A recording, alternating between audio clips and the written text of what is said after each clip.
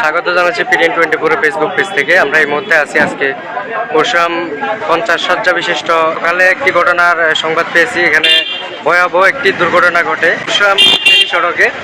এখানে প্রায় 8 থেকে 9 জন গুরুতর আহত হয়ে বর্তমানে পরশুরামে আছে, হসপিটালে চিকিৎসাধীন অবস্থা আছে। এর মধ্যে আজকে আমরা মোটামুটি অনেকের পরিবারের সন্ধান পাওয়া গেলেও লক্ষ্মীপুরের যে সিএনজি চালক, ওর নাম মোহাম্মদ সাকিব। আমরা প্রাথমিকভাবে ওর তথ্যটা পেয়েছি। ওনার এখনও পরিবারের কারো খোঁজখবর পাওয়া যায়নি। আপনারা দ্রুত লাইভটি শেয়ার করে তার পরিবারের কাছে এটি পৌঁছে দিন। ফেনীর পরশুরামে সে ভয়াবহ দুর্ঘটনায় অ্যাক্সিডেন্ট হয়ে বর্তমানে পরশুরামের 50 শয্যা হসপিটালে আছেন চিকিৎসাধীন অবস্থায়। তার অবস্থা খুবই শোচনীয় এবং কি গুরুতর।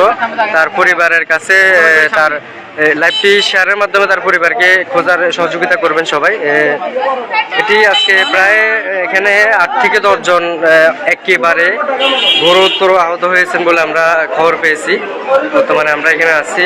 এখানে অনেকে কপিরাইটের কারণে তার চেহারাটা দেখাতে পারতেছি না।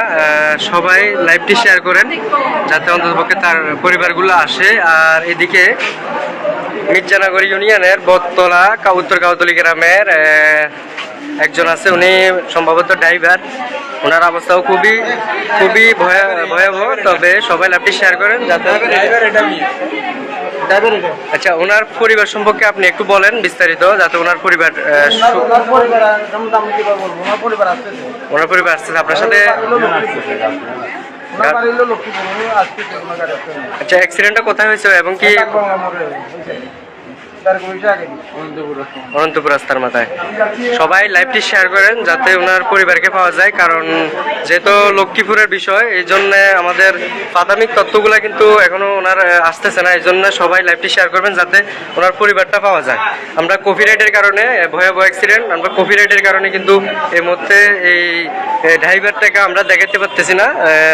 ফেসবুক কপিরাইট ইস্যুর কারণে কিন্তু ওনার চেহারাটা কিন্তু অনেকটা মানে বিমজ্জিত হয়ে গেছে। এই জন্য আমরা তার প্রাথমিক তথ্যটা কিন্তু আমরা সরাসরি দেখাতে পারতেছি না। সবাই লাইভটি শেয়ার করে দেন যাতে অন্ততপক্ষে তার পরিবারটিকে পাওয়া যায়।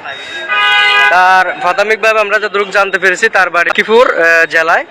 তবে তার পিতামাতার নাম আমরা এখনো জানতে পারিনি, যেহেতু উনি কথা বলতে পারতেছে না। ওনার নাম প্রাথমিকভাবে আমরা জানতে পেরেছি যে ওনার নাম সাকিব। তবে আপনারা লাইভটি শেয়ার করেন, শেয়ার করলে অন্ততপক্ষে